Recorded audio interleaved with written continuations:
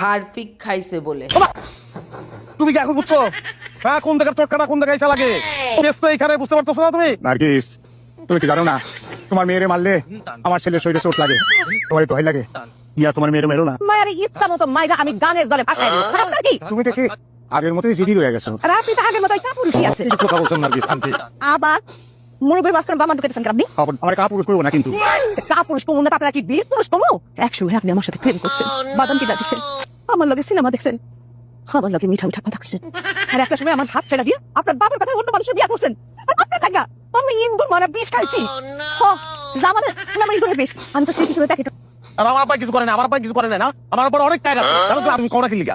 তুমি যে হারপিক খাইছিলা, তারপর থেকে তোমার নাম হয়ে গেল হারপিক সিং। এখন তোমার এটা পুরো রাখবে না, শুধু হারপিক হয়। আমি একদিন বাথরুমে হারপিক এনে টয়লেটে দিছিলাম, আব্বা অনেক কাঁদছে তখন। কারণ আমরা হারপিক ব্যবহার করি না। তোমার মা কি করছে? কি করছে? আমার মা জন ইন্দুরের বিষ খায় যায় যায় অবস্থা, তখন আপনার বাপে কই আছিল? বুঝলাম, সাথে আসিলাম রে বা।